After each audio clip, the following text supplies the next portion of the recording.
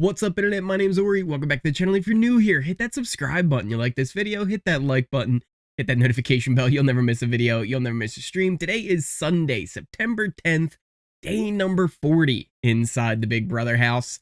And this might have been the most important veto competition of the season. We had Jag, Jared, and Matt, who were picked to play along with Cameron, the HOH, and his two nominees, Felicia and Izzy, who he completely blindsided yesterday. Not just the house, but all of us into putting them up on the block. We really were convinced that it was going to be Blue and Jag, who ended up going up, but he did make a deal with Jag. And by my count, with Jag, Jared, and Matt being the ones picked for the draw, we kind of have 4 that would probably use the veto and 2 who wouldn't. The 2 who wouldn't, Matt and Jared. Jag might use the veto if he were to have won it. But let's talk about the veto, because it was a prize and punishment, kind of white elephant style veto with, I think, a little bit of the bowl arena competition in there, where they had to spin around and kind of throw the balls up the lane. So let's talk about what prizes and what punishments each of the house guests got. First off, Cameron, he won a trip to Europe for 2. Maybe, listen, maybe, and I think they're missing an opportunity if they don't do this. Maybe we can get a Paramount Plus show of Red and Cameron traveling around Europe trying to fix their broken relationship. Listen, I think there is some content there to be shown. Make it Euro Trip 2, right? Cameron doesn't know. Cameron doesn't know. Cameron doesn't know. Don't tell Cameron. I think it could work. But that's what he won. He ended up getting that European trip for 2. Izzy, though, she got a punishment that was called Piggy Pals.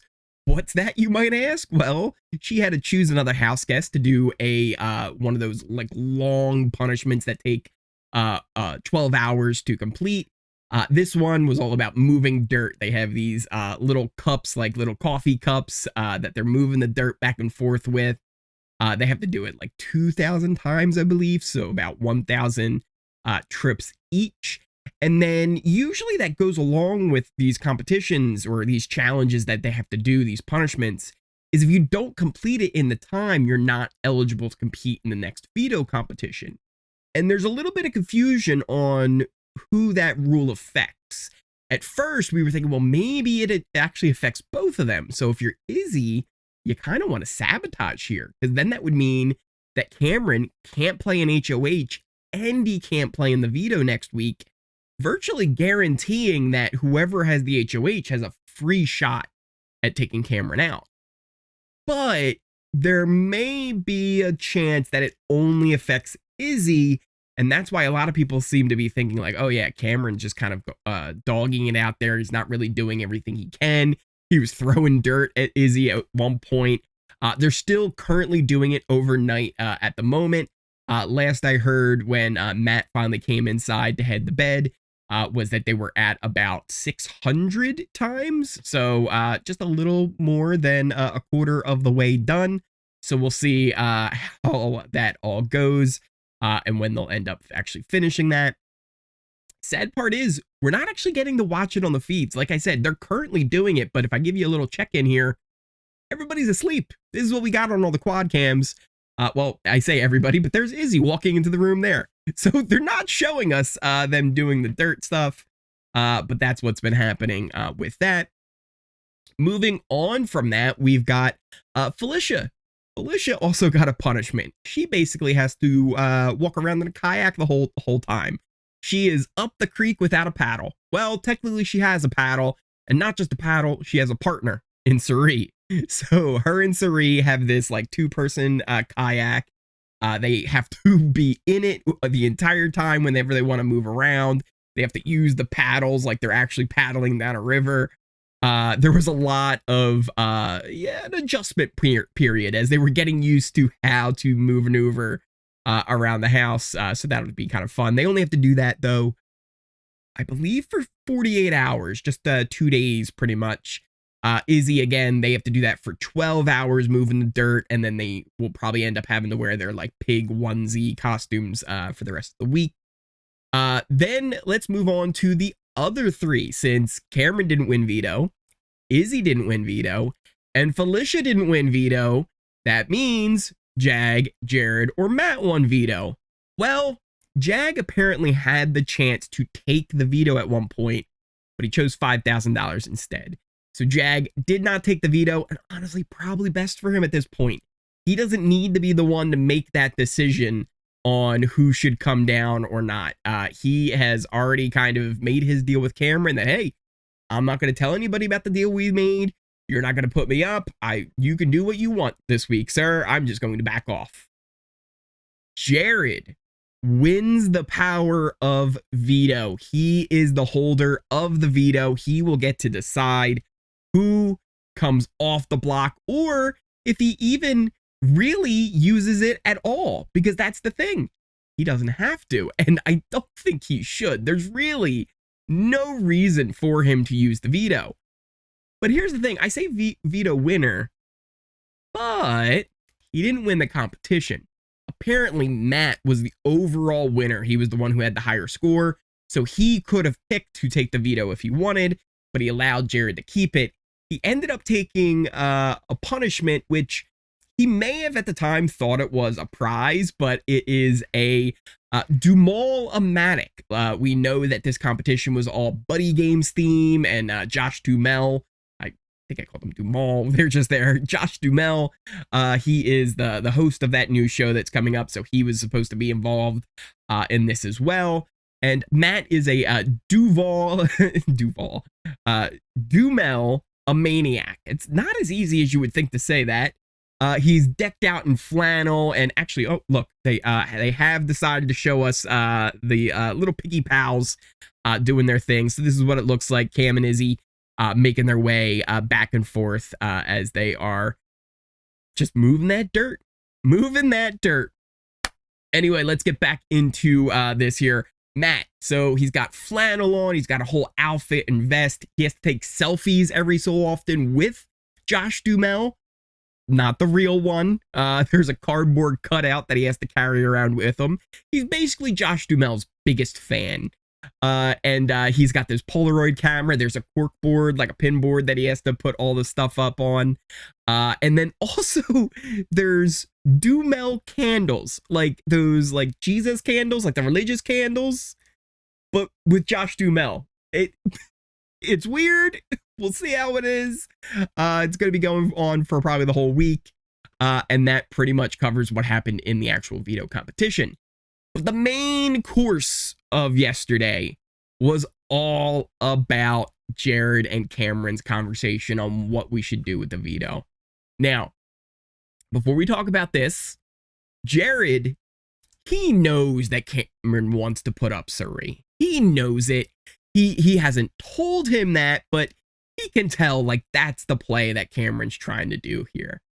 Cameron, of course, doesn't know about Cirie and Jared, as far as we can tell, yet.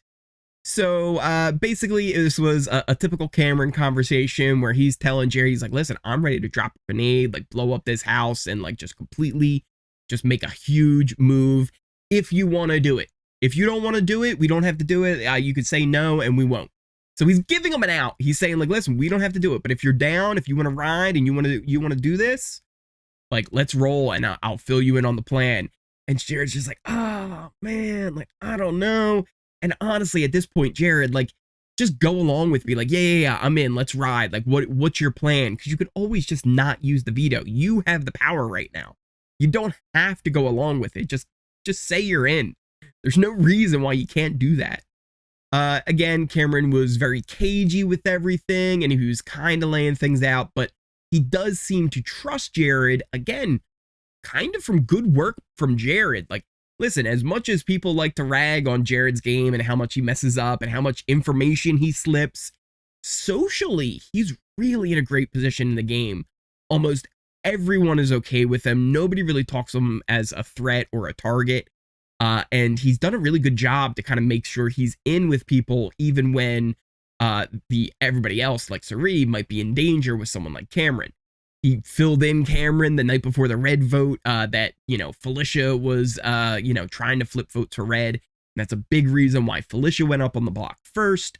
But again, I think Cameron always had the plan that Cirie would be the backdoor if he had the opportunity.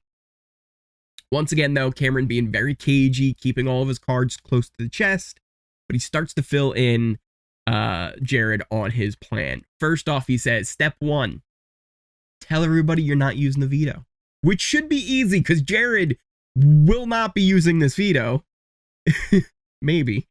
And tell everybody you're not using it. Cameron says that will get Felicia just spiraling. She's going to start spilling information to everybody. Then step 2, you take her down. She'll be so happy that her adopted son saved her. You can't write this any better. You really can't. And then there was step 3, and he lingered on this. We were waiting, like, come on, just say what step 3 is. And he was like, I don't want to necessarily tell you what step 3 is if you're not down. And Jared's like, well, let me tell you what I think it is. And this is where he started to try to push Jag as an option. But eventually, Cameron does get there, and he says, step 3, we put up Cirie, and Izzy still goes out. So basically, a replacement mom. And listen, it's, hey buddy, let's backdoor your mom. Backdoor Moms Volume 9. Obviously, Jared, not thrilled with this news. And he's like, oh man, like if you put up Izzy and Cirie next to each other, I have a really strong feeling that Cirie will still go. Like, I don't think we can keep her. I'm not sure about Matt's vote. I'm not sure about Bowie's vote, Blue's vote, Cory and America. Like, all of them right there could vote her out. Jag. And Cameron tried to say, like, I think she'd stay easily. I think we can still get Izzy out and we wouldn't have to worry. And Jared, again, tried so hard to toe that line of being, like, in with Cameron, but keeping Cirie off and saying, like, we need to get Izzy gone. Like, she needs to go. Again, this is not necessarily what he wants, but he needs to push this agenda for the idea that if Cirie goes up, that Izzy wouldn't go, and if nominations stayed the same, Izzy would go, but I don't think she would actually go. I think it would be Felicia who would be the one to leave. But there are some dissension in the ranks there with that as well. Jared even was throwing Cory and America under the bus pretty hard, as going as far as to tell Cameron, like, hey, Cory, like, has, like, a real personal secret that he's not telling people. His brother played Survivor. He doesn't tell Cameron this, but he said, like, it's big enough that, like, when you hear it, you're gonna be like, oh, that's a thing. Like, that's big. Like, your head's gonna explode. And he really oversold this big secret that Cory had. Cameron, though, through all this, said, listen, I still think the thing we should do is for you to use it, take down Felicia, and we put up Cirie. If you don't want to do it, we don't have to do it. If we get, a temperature of the house and we kind of see how everything is, we can back off of it and we can just keep with plan B and keep it Felicia and Izzy, keep nominations the same. So he's giving them that out. But Jared's, like, not taking it, which I guess is also a little bit smart, like, to try and string Cameron along a little bit. But it just would make it so much easier for you if you just took it. Because one of the big things he was pushing was, like, Matt. He's like, I'm telling you, like, I think Matt would vote out Cirie over Izzy. So Cameron said, listen, you work on Blue, I'll work on Matt, and let's see if we can get an idea of where their votes are. So Jared leaves, and the only thing that Cameron says is, interesting.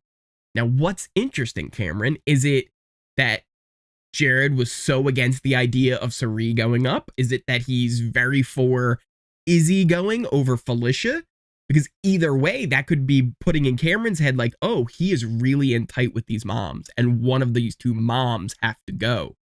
Yes, he will have it gunned out for Izzy, I really think Cameron's goal at the end of the day is to get Cirie out of this house and make a name for himself, because he knows he doesn't have much longer, and if he's gonna go down, he's gonna go down taking the biggest, baddest dog in the house with him, and that's Cirie. Cirie is running everything, and Cameron knows it.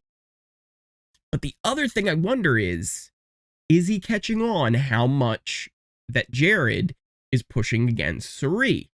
We don't know. And the terrible part is we won't find out. I don't think he's going to tell us on a camera. He's not going to tell anyone in the house because he doesn't trust anybody at this point. And he's for sure not going to say it in the diary room because he's even holding things from production. So if he has figured out the Jared Cirie connection, I don't think he would ever say anything. And again, there's no indication yet that he's figured that out. But all of the little droppings, the little hints, they're all there for him to pick up if he really pays attention. He then ended up meeting with Matt, and this was, again, to try and see like where Matt's head was, because he wants to get Matt's thoughts on it, but he doesn't want to tell Matt the entire plan. And he does end up kind of going through like multiple scenarios, like what happens if it's Felicia and Izzy? What happens if it's, Felicia and Jag? How about Izzy and Jag? Izzy and Blue, Felicia and Blue, and he just kind of runs through it, and eventually he gets to Cirie and Izzy, and Matt's like, yeah, I'd probably keep Cirie. Which isn't great for Jared. That just makes things so much harder for him to push back on the idea that Cirie wouldn't have the votes to stay. So he's definitely going to have his work cut out for him here. He's kind of dug himself into a hole. Can he dig himself out of it? And it's going to be interesting because I don't think there's any reason for him to use it. But like I mentioned, Cameron told him about the deal that Jag made with Cameron, right? Because he was actually, don't know if I actually mentioned that. It's in my notes, but now thinking back, I don't even know if I told you this. Cameron told Jared that Jag made a deal to keep himself off the block. And he even went as far to tell me, he's like, I told him, like, if it gets back to me, the deal's off. And Jared's like, oh, okay. So what does Jared do? He immediately goes tells everybody else. He told Izzy about it. He went and had a meeting with Matt, who they kind of compared notes on their meetings with Cameron. And kind of a funny part, Matt couldn't remember if he said he would vote out Izzy or Cirie. He's like, I think I said I would vote out Izzy. Maybe I said Cirie. I don't remember. So the other thing was that Jared told him, like, don't trust Matt. Like, he made a deal with Cameron. It's like, oh, he did. It's interesting. Cory and Izzy had a little bit of a chat. She told him about Jag's deal, which, again, she heard from Jared. And then there was another little interesting thing from there, too, where Cory was saying, like, he's like, my biggest concern in the game is, and he kind of hesitated for a second. So he finally answers, he's like, am I good with Cirie and Jared? And he's like, yeah, you're fine. And she did tell him, like, there was like a little bit of like a weird stuff where Jared was upset that something had gotten back to America, and about Jared and Cam kind of working together. And Cory's like, I didn't even tell her anything. She just sees that. Like, he had a 3-hour conversation with him. Like, what do you think?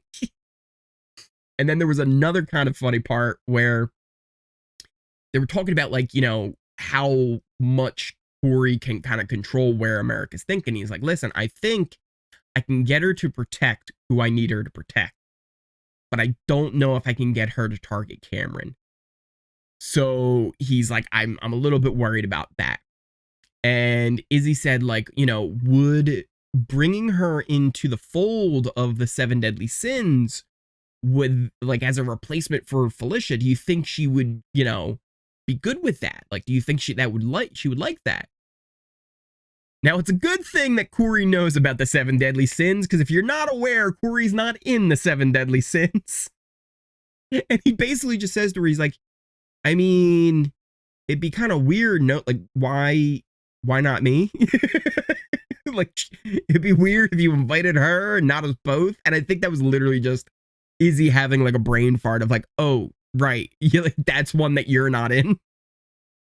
So again, good thing that Cory already knows about it, but that could have been a very big mistake from Izzy there.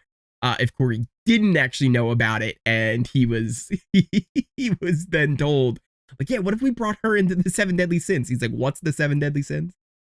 But again, luckily he knew about that. We then got Jared and Blue. Again, he fills in Jared about Jag's deal with Cameron.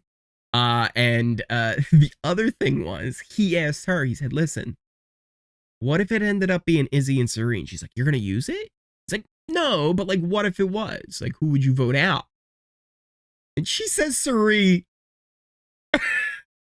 Now, listen, two things were happening here. One of two things were happening here. Either A, we know that she had gotten lots of hints. We saw the DR on the episode where she said, like, he said it was Felicia, but I kind of lean towards Cirie.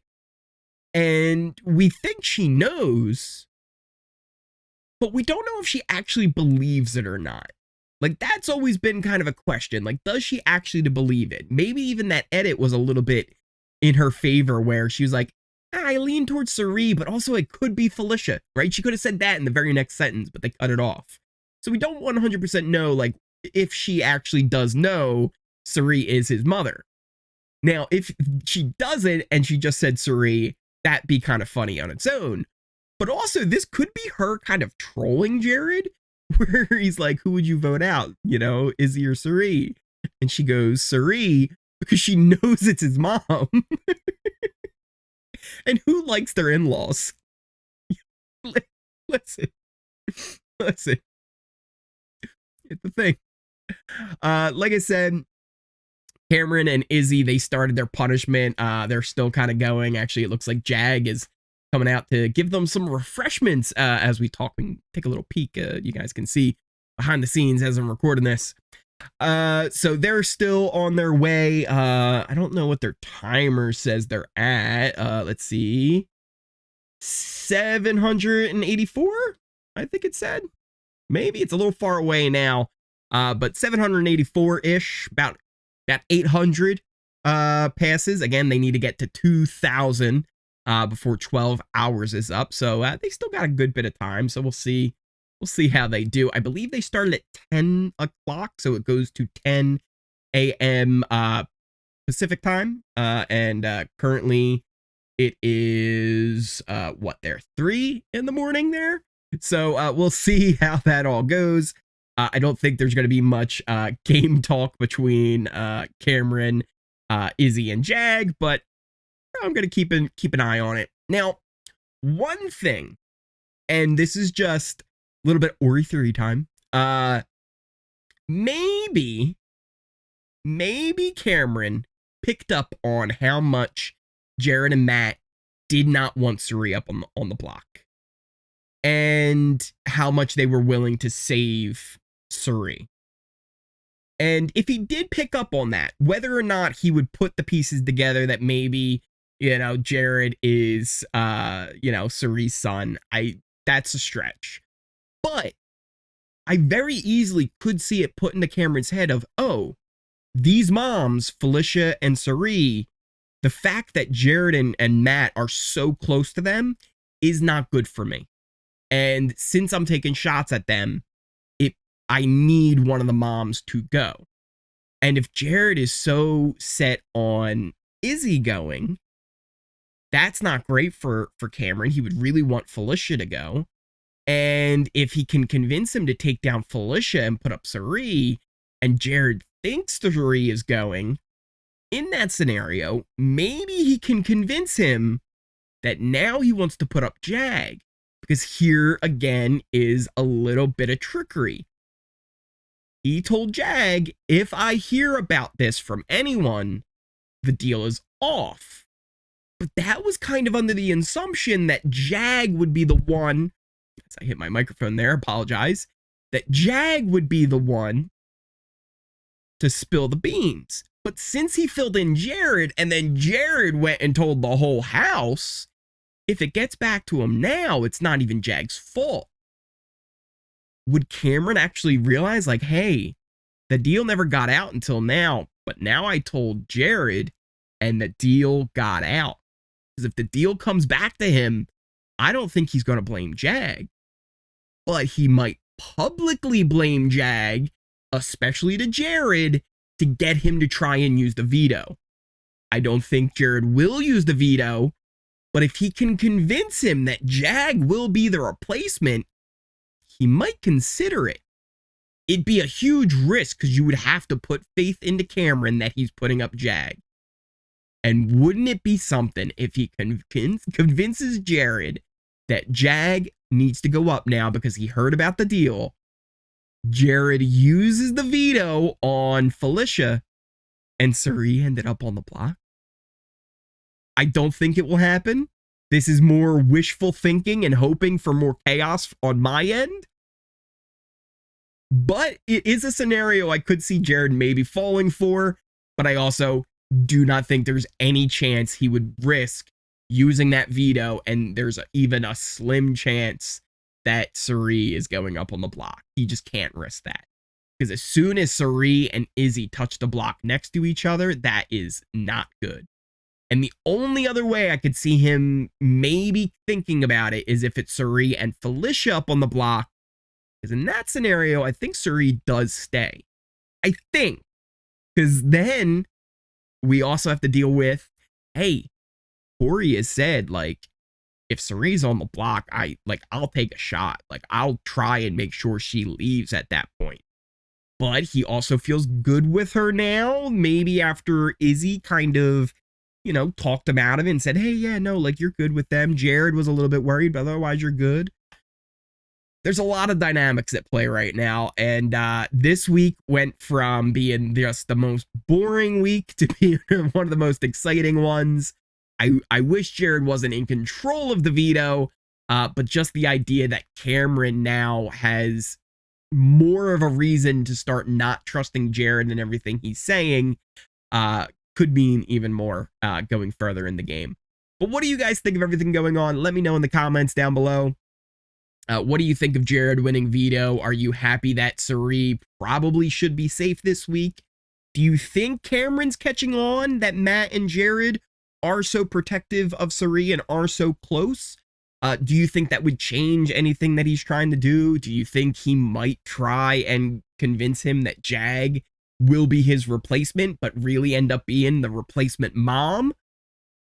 We'll have to see. Let me know in those comments down below. Thank you guys again so much for watching. If you are new here, hit that subscribe button. You like this video, hit that like button, hit that notification bell. You'll never miss a video. You'll never miss a stream. Check out the links to all of my socials in the description down below, pinned comment as well.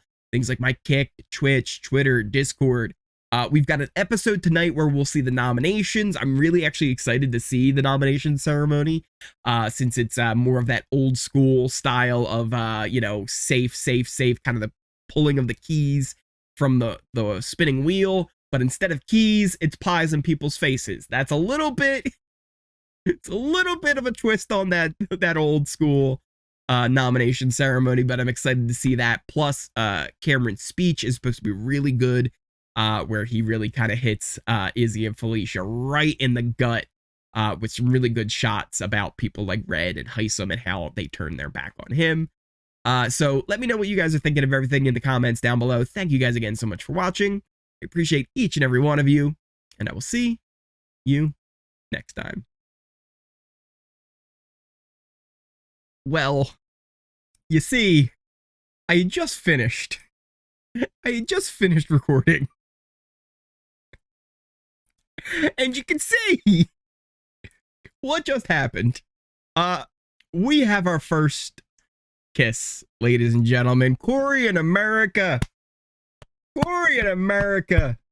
The lovely, lovely lovebirds have finally kissed inside the Big Brother house. So while we have two piggies in the backyard, we got two little piggies rolling around in the blankets. Thought I couldn't give you guys the update without letting you know there was a kiss. Thank you guys again so much for watching.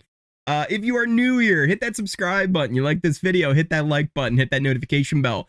You'll never miss a video. You'll never miss a stream. Check out the links to all my social in the description down below. Pin comment. You can check out things like the Kick, Twitch, Discord. Definitely check out the Discord. We got people in there who are like, Ori, why are you still awake right now? Like, I'm recording the update. What do you guys want? Definitely go check that out as well. We've been having a lot of fun over on the Discord recently. Thank you guys again so much for watching, and I will see you next time.